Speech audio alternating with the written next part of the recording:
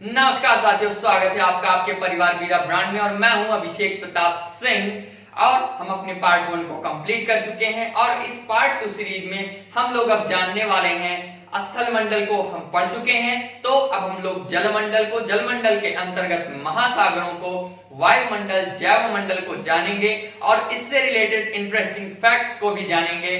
तो हमारे साथ इस वीडियो में बने रहिए। तो चलिए शुरू करते हैं। जल मंडल को अब जानते हैं। जैसा कि हमें पता है कि पृथ्वी को नीला ग्रह कहा जाता है। क्या कहा जाता है? पृथ्वी को नीला ग्रह कहा जाता है, क्योंकि अंतरिक्ष से पृथ्वी को देखने पर वह नीला दिखाई देता है, इसलिए इसे नीला ग्रह भी कहा जाता है। अब नीला ग्रह ही क्यों कहा जाता है? क्योंकि पृथ्वी का 71% भाग जल से ढका हुआ है, इसलिए इसे नीला ग्रह कहा जाता है। इसके अंतर्गत महासागर, नदी, तालाब, वायुमंडल की जलवाष्प भी आती है। क्योंकि जलवाष्प मतलब जल जो गर्म होकर वाष्प में परिवर्तित हो जाता है, वही जलवाष्प। देसी अंदाज में कहें तो जिसे आप भाप कहते हैं, भाप वही जलवाष्प है।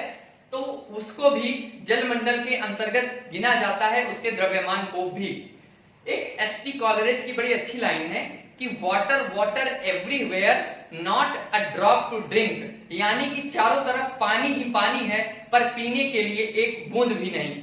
तो संपूर्ण पृथ्वी पर 97.2% महासागरीय खारे जल का विस्तार है। अब एक चीज आप कंफ्यूज हो रहे होंगे कि आपने तो कहा कि पृथ्वी का 71% भाग जल से ढका है और आप कह रहे हो संपूर्ण पृथ्वी पर 97.2 महासागरीय जल का विस्तार है। देखिए, अपने आप में जो जितने में पूर्ण होता है वो उतने में अपना 100% होता है। ठीक है, जैसे क्लास में कई स्टूडेंट्स होते हैं, लेकिन हर कोई अपनी कैपेसिटी यानी कि अपनी क्षमता के अनुसार अपने आप में पूरा का पूरा 100% होता है। अब अगर छोटा सा उदाहरण लें, सूर्य जितनी एनर्जी जनरेट करता है उतनी तो पूरी पृथ्वी को मिलती नहीं है, लेकिन जो पृथ्वी पर आ रही है, जो हमें प्राप्त हो रहा है, वो अपने आप में तो 100% है ना। तो उसको हम मानकर पढ़ेंगे, उसका अध्ययन करेंगे। उसी आधार पर यहाँ पर पृथ्वी का 71% भाग जल से घिरा है, तो जितना भाग जल से घिरा हुआ है वो अपने आप में 100% है, 100% है। तो उन 100% में संपूर्ण पृथ्वी पर 97.2% महासागरीय जल का विस्तार पाया जाता है, जो कि कैसा होता है? खारा होता है, खारा होता है। हमारे लिए वही जो मैंने अभी कोटेशन लाइन कही, उसी की तरह हाल है कि चारों तरफ पानी ही पानी है, पर उसमें से एक भी बूंद हम पी नहीं सकते हैं। ठीक है, ये हाल हो गया। बचा हुआ एक बड़ा भाग हिम चादरों एवं भूगर्भ में स्थित है। हिम चादर यानी कि जो ग्लेशियर्स हैं, जैसे हिमालय का उधर लद्दाख और उसके ऊपर के जो पहाड़ी क्षेत्र हैं, ग्लेशियर्स हैं, उन्हीं को हिम चादर कहे जाते हैं।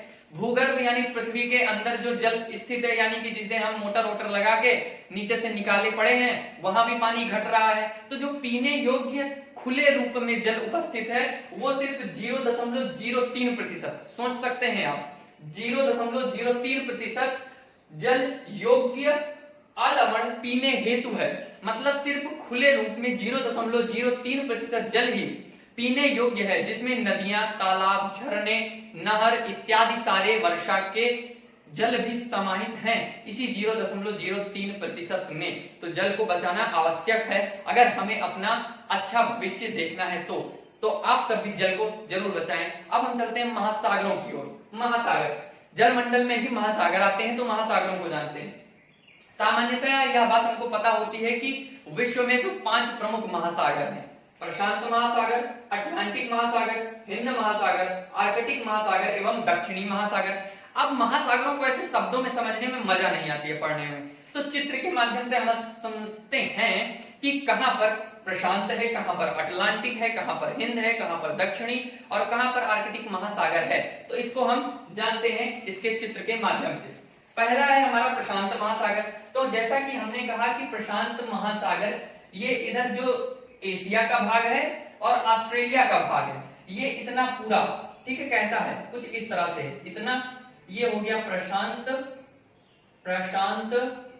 महासागर। ठीक, ये प्रशांत महासागर हो गया। चूंकि हमने कहा कि पृथ्वी को अगर ऐसे गोल भाग में है और ये प्रशांत महासागर वाला क्षेत्र है, तो पीछे से आके जुड़ेगा भी। तो ये वाला क्षेत्र कुछ इस प्रकार से है, जो कि बाद में ऐसे है, ऐसे जाके मुड़ जाएगा। तो पीछे से प्रशांत महासागर वाला ये क्षेत्र ऐसे आके मुड़ेगा, तो ये भी क्या है? प्रशांत महासागर का ही भाग है, प्रशांत महासागर का ही भाग है। इस पर एक क्वेश्चन भी आता है और इसके साथ एक फैक्ट भी जोड़ा जाता है कि प्रशांत महासागर की आकृति लगभग वृत्ताकार है, यानी कि लगभग गोल है। यानी कि प्रशांत महासागर की आकृति कैसी है? लगभग वृत्ताकार है। कैसी? गोल है। क्योंकि उधर एशिया वाला भाग ऐसे गया और इधर से इसका वाला भाग, दोनों ऐसे मिलके कुछ इस प्रकार से प्रशांत महासागर की अवस्थिति को बता रहे होंगे, जब अगर इसे आप ग्लोब पर देख भी सकते हैं। उसके बाद आता है कि प्रशांत महासागर का जो विस्तार है वो 16.5 करोड़ वर्ग किलोमीटर है। ठीक है, करोड़ वर्ग किलोमीटर में पाया जाता है। प्रशांत महासागर के बाद दूसरा सबसे बड़ा महासागर है अटलांटिक महासागर। अब अटलांटिक महासागर कहां पर अवस्थित है? अटलांटिक महासागर यहां पर उत्तरी अमेरिका यानी कि north America and south America, ये दक्षिणी अमेरिका, और इधर जो यूरोप का भाग है, कौन? यूरोप का भाग है, और यूरोप में भी कौन? पश्चिमी यूरोप और पश्चिमी अफ्रीका, ये पश्चिमी अफ्रीका वाला भाग जो है, ठीक है, पश्चिमी अफ्रीका वाला जो भाग है, तो जो इसका आकार है अटलांटिक महासागर का वो ये, यानी कि अटलांटिक महासागर की आकृति इंग्लिश के एस के भांति है। कैसी है? इंग्लिश के एस के भांति है। कैसी? इंग्लिश के एस के भांति है। और इसका जो क्षेत्रफल है 8.2 करोड़ वर्ग किलोमीटर है अटलांटिक महासागर का। अटलांटिक महासागर के बाद आता है हमारा अपना हिंद महासागर, भारत। जो हिंद महासागर की अवस्थिति आप यहाँ चित्र में देख सकते होंगे, ये हिंद महासागर है। क्या है? हिंद महासागर। ये अब हिंद महासागर की आकृति अगर आप ध्यान से देखेंगे तो आप कुछ इस तरह से पा रहे होंगे, इसको इस तरह से, यानी कि जो हिंद महासागर की आकृति है वो लगभग त्रिभुजाकार है। कैसी है? लगभग त्रिभुजाकार है, त्रिभुज के आकार की है। तो हम तीन को देख चुके हैं कि किस प्रकार की आकृति है। प्रशांत महासागर की लगभग वृत्ताकार है, अटलांटिक महासागर की लगभग एस के आकार की है, और हिंद महासागर की लगभग त्रिभुजाकार आकार की है। अब आता है आर्कटिक महासागर। आर्कटिक महासागर यहाँ ध्रुवीय क्षेत्रों के पास, ये यहाँ पर आप कह सकते हैं, ये आर्कटिक महासागर वाला क्षेत्र, ये आर्कटिक महासागर, ये आर्कटिक महासागर वाला क्षेत्र है। और इसका क्षेत्रफल कितना है? इसका क्षेत्रफल 1.4 करोड़ वर्ग किलोमीटर है। यहाँ हिंद महासागर वाले में एक चीज हम बताना भूल गए, वो ये कि हिंद महासागर का जो नाम है, सभी महासागरों में यह एकमात्र ऐसा महासागर है जिसका नाम किसी देश के नाम पर रखा गया है। यह हमारे और आपके लिए गर्व की बात है कि इसका नाम हिंदुस्तान के नाम पर हिंद महासागर रखा गया है, इसीलिए इसे हिंद महासागर कहा जाता है। फिर आर्कटिक महासागर को हमने देख लिया, इसका क्षेत्रफल 1.4 करोड़ वर्ग किलोमीटर है। और फिर आता है दक्षिणी महासागर, जो दक्षिणी गोलार्ध में स्थित अंटार्कटिका महाद्वीप है। कहां? अंटार्कटिका महाद्वीप, ये अंटार्कटिका महाद्वीप। इस अंटार्कटिका महाद्वीप को चारों तरफ से ऐसे ये के किनारे वाले भाग में जो घेरे हुए है, ये दक्षिणी महासागर कहलाता है। क्या? दक्षिणी महासागर कहलाता है। दक्षिणी महासागर कहलाता है। यह विश्व का सबसे छोटा महासागर है महासागरों में। तो हमने इसको जान लिया, तीनों की आकृति किस प्रकार है हमने इसका भी अध्ययन कर लिया है, हमने जलमंडल को पढ़ लिया है। अब हम लोगों को जानना है वायुमंडल के बारे में। हमने जलमंडल को विस्तृत रूप से, भली भांति रूप से समझ लिया है। अब हम वायुमंडल को समझते हैं। वायुमंडल का अध्ययन हमारे लिए आवश्यक है, पर इस कक्षा के स्तर के अनुसार हम इसका एक संक्षिप्त परिचय एवं वायुमंडल का जो पृथ्वी के चारों तरफ परितः, मतलब पृथ्वी के चारों तरफ जैसा उसका विस्तार है, उसको संक्षिप्त रूप में हम जानेंगे। पहले तो हम छोटा सा कॉन्सेप्ट ये समझ लेते हैं कि वायुमंडल टिका क्यों है। वायुमंडल टिका क्यों है? अब एक बात आती है कि अगर पृथ्वी गोल है तो हम लोग फिसल के गिर क्यों नहीं जाते हैं? हम लोग फिसल क्यों नहीं जाते? हम लोग अगर इंडिया में रह रहे हैं, प्रायद्वीपीय भारतीय क्षेत्र है, वहां से सड़क के हम लोग समुद्र में क्यों नहीं गिर जाते? कारण हम सबको पता है, गुरुत्वाकर्षण। उसी गुरुत्वाकर्षण के प्रभावाधीन वायुमंडल भी पृथ्वी के चारों तरफ बंधा हुआ है। अब ये बात आती है कि चारों तरफ परत में क्यों बंधा हुआ है? अरे भाई, जैसे हमने सूर्य का अध्ययन किया था, सूर्य के गुरुत्वाकर्षण के प्रभाव के अनुसार उसके ग्रह दूरी पर अवस्थित हैं। उसी तरह से पृथ्वी पर जो वायुमंडल की परत हैं वो भी गुरुत्वाकर्षण के दूरी के अनुरूप है। अब जो सबसे निकट है वो सबसे ज्यादा तेज रूप से उससे बंधा हुआ है, जो उससे थोड़ा दूरी पर है उससे थोड़ा कम दूरी पर है, जो एकदम दूर स्थित है यानी कि बाहर का मंडल है वह सबसे पतला है। तो वायुमंडल किसके आधार पर टिका हुआ है? गुरुत्वाकर्षण के आधार पर। अब हम जानते हैं वायुमंडल को, यह गैसीय आवरण है जो पृथ्वी के चारों ओर लगभग 1600 किलोमीटर की ऊंचाई तक फैला हुआ है एवं पृथ्वी के साथ साथ बराबर घूमता है। तो हमने बता दिया कि ऐसा क्यों होता है, क्योंकि पृथ्वी के गुरुत्वाकर्षण के कारण ऐसा होता है। वायुमंडल को उसके गैसीय घटकों, तापमान एवं अन्य विशेषताओं के आधार पर विभिन्न परतों में बांटा गया है। वायुमंडल का 97% भाग धरातल के निकट है। चूंकि ऊंचाई बढ़ने के साथ साथ वायु विरल होती जाती है, हम इसको जान चुके हैं। अब एक चीज आता है कि अगर संपूर्ण वायुमंडल है तो वायुमंडल में गैसों की अधिकता किस प्रकार से है। तो वायुमंडल में जैसे कि हमें सामान्यतः पता है कि जो नाइट्रोजन है ये हमारे वायुमंडल में इसकी उपस्थिति 78% है। ऑक्सीजन की उपस्थिति कितनी है? लमसम 21% है। एवं अन्य जो बचता है अन्य गैसें वो लमसम 1% में आ जाते हैं। तो इस प्रकार से ये हो जाता है और कुछ जो बचे कुचे हैं वो अन्य गैसों में सम्मिलित हो जाते हैं। अब अगर ये सोचा जाए कि अगर पृथ्वी के चारों तरफ वायुमंडल ना होता तो क्या होता? वायुमंडल ना होता तो यहाँ पर जीवन संभव ना होता। जैसा कि हमने पढ़ भी रखा है और हम लोग जानते भी होंगे कि वायुमंडल में जो हम बोल रहे हैं, जो इसका संचरण हो रहा है, यह भी वायुमंडल के प्रभावाधीन होता। अगर वायुमंडल ना होता तो हम लोगों को आपकी आवाज या आपको हमारी आवाज, तो आप लोग ये मत समझिएगा कि वीडियो के ऑडियो खराब हो गया है, तो हम लोग कुछ इसी तरह बोलते लेकिन ना आपको सुनाई देता ना हमको सुनाई देता। यही हाल होता अगर वायुमंडल में संचरण ना होता। तो वायुमंडल हमारे जीवन के लिए, हमारे बातचीत के संचार के माध्यम के लिए, क्योंकि जो वायुमंडल में कण उपस्थित हैं उन्हें हम नहीं देख सकते हैं लेकिन सूक्ष्मदर्शी से उन्हें देखा जा सकता है। आप देखेंगे बहुत सारे कण मिलेंगे, उन्हीं कणों से टकरा कर आवाज धीरे धीरे हम तक पहुंचती है। वरना अभी वही हाल होता जैसा अभी मैंने किया कि ऑडियो खराब हो जाती, आप लोग समझते कि वीडियो खराब हो गई है, तो ऐसा बिल्कुल नहीं है। अब इसके बारे में और जानते हैं। तो हमने कहा कि विभिन्न परतों में बांटा गया है। अब कोई परत कौन कौन सी है? जैसा कि हमें पता है कि पृथ्वी की आकृति कैसी है? गोलाकार है। तो पृथ्वी की सतह से लेकर 1600 किलोमीटर की ऊंचाई तक वे कौन कौन सी परत हैं? उसमें क्षोभ मंडल, समताप मंडल, मध्य मंडल, आयन मंडल और बहिर्मंडल आता है। ये किस ऊंचाई के आधार पर हैं? ये पृथ्वी की सतह से ऊंचाई के आधार पर हैं। क्षोभ मंडल यानी पृथ्वी की सतह से सटा हुआ, एवं यहाँ पर जो 97% यानी वायुमंडल का जितना गैसीय घनत्व होता है उसका 97% भाग क्षोभ मंडल में पृथ्वी के सतह के निकट पाया जाता है। एवं बचा कुचा समताप मंडल, मध्य मंडल, आयन मंडल और बहिर्मंडल में पाया जाता है। क्षोभ मंडल में वानस्पति जीवों एवं हमारा विकास होता है, जहां पर जैवमंडल का विकास होता है। इसके बाद हम जैवमंडल को भी जानेंगे। और क्षोभ मंडल के ऊपरी परत एवं समताप मंडल के निचली परत पर जो वायुयानों का उड़ाया जाता है, ठीक, वायुयान उड़ाए जाते हैं। अब क्षोभ मंडल में वायुयान क्यों नहीं उड़ाया जाता? इसका कारण है, अगर एरोप्लेन उड़ रहे हैं और अगर वो बादलों के बीच उड़ेंगे तो दृश्यता खराब होगी, नेटवर्क भी खराब हो सकता है, जिससे कोई दुर्घटना हो सकती है।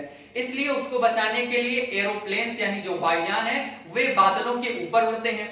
अब बादलों के ऊपर तो उड़ते हैं लेकिन ऐसा बिल्कुल नहीं है कि वो समताप मंडल के सबसे ऊपरी परत में पहुंच जाए, नहीं, वो क्षोभ मंडल के एकदम आप ये कह सकते हैं ट्रांजिशन एरिया में, यानी कि संक्रमण क्षेत्र वाले एरिया में, जहां पर क्षोभ मंडल खत्म हो रहा है और समताप मंडल प्रारंभ हो रहा है, उस स्थान पर लमसम वायुयान उड़ाए जाते हैं। तो यहाँ पर हमने क्षोभ मंडल को जान लिया। क्षोभ मंडल के ऊपर समताप मंडल की परत पाई जाती है। कौन सी परत पाई जाती है?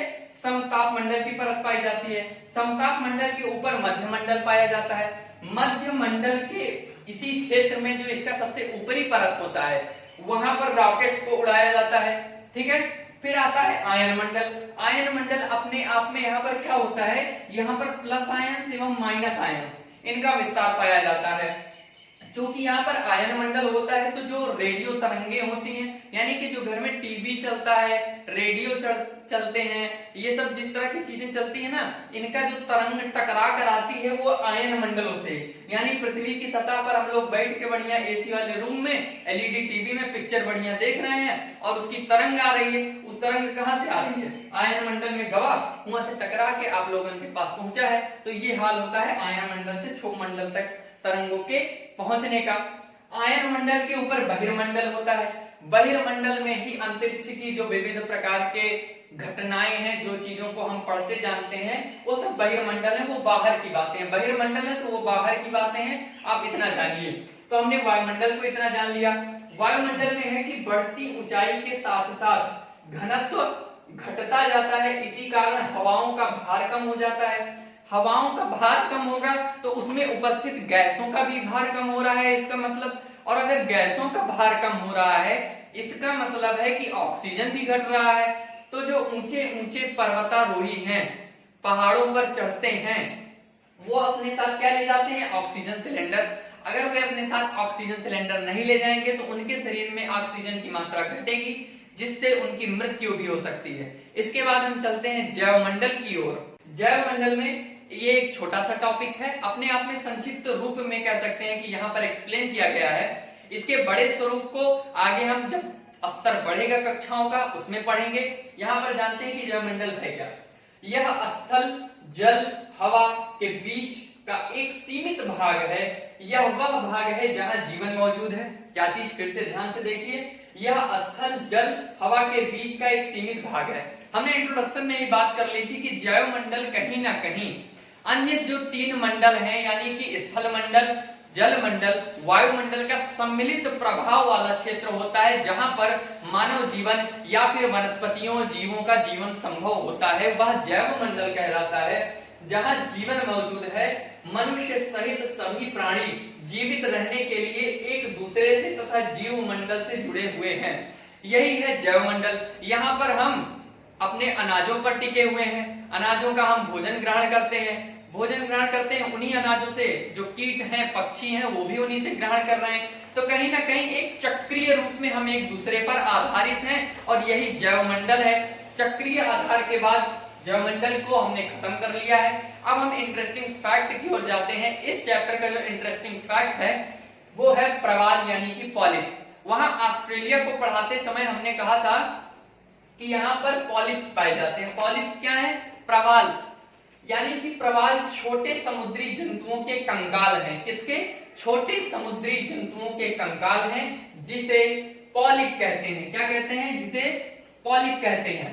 प्रवाल द्वीपों का निर्माण जीवित पॉलिपों के कंकाल अवशेषों से होता है, अर्थात जब जो छोटे समुद्री जीव हैं वो मर जाए। दरअसल इनकी प्रकृति क्या होती है कि ये एक साथ किसी स्थान पर रहते हैं, समूह में रहते हैं। तो समूह में रहने के साथ ये सब बड़े बदमाश होते हैं। मतलब ज्यादा गर्म पानी मिल जाए तो मर जाएंगे, ज्यादा ठंडा मिल जाए तो मर जाएंगे, ज्यादा प्रदूषण हो जाए तो मर जाएंगे। मतलब ये लोग ये कह लीजिए एकदम ब्रांडेड क्वालिटी के होते हैं कि हमें भैया एक निश्चित चीज चाहिए, इतने पर रहेंगे वरना हम मर जाएंगे। तो जब ये मर जाते हैं तो परत दर परत एक लंबे समय तक जमाव के बाद वो उभरते हुए द्वीप के रूप में दिखाई देने लगता है, जिसे प्रवाल भित्ति कहते हैं।